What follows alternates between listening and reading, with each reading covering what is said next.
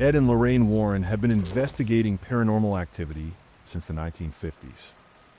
Over their long career, they worked on more than 4,000 cases of alleged hauntings and possessions, including the infamous Amityville case, where they were the very first investigators allowed into the crime scene. Many of these cases would later be turned into movies, but The Conjuring is based on one of the most shocking and unforgettable investigations in the Warrens' history. It's the terrifying story of the Perron family and the nightmare they endured in their haunted farmhouse in Harrisville, Rhode Island. Known as the Harrisville haunting or the Perron family possession, the Warrens called this the most intense, complex, and disturbing case they had ever taken on. And without a doubt, the most important. Roger Perron, his wife Carolyn, and their 5 daughters were tormented for over a decade by the spirits and demons that roamed their countryside home. Hoping to give their children a peaceful life, the parents purchased their dream house in the winter of 1970.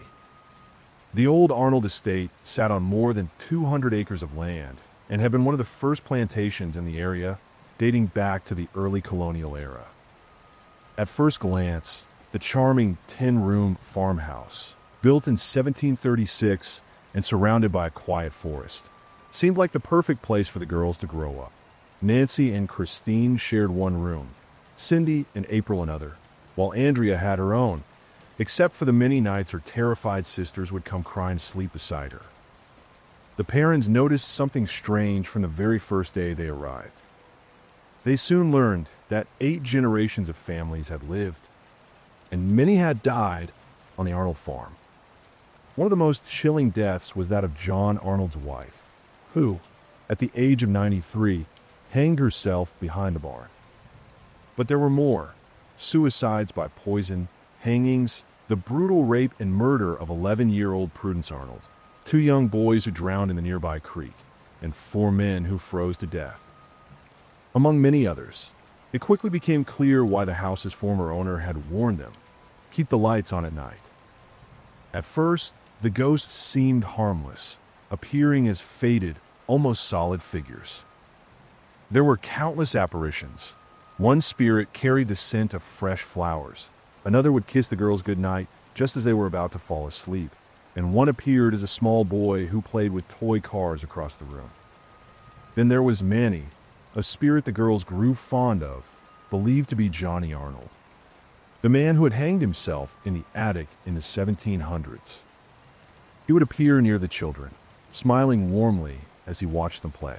But if they made eye contact, Manny would vanish instantly. Beyond the apparitions, the parents experienced countless other strange events.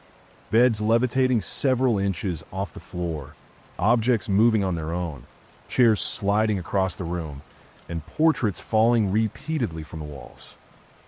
But not all the spirits were gentle. Some pulled the girls' hair or yanked their legs while they slept. Others slammed doors so hard the entire house shook.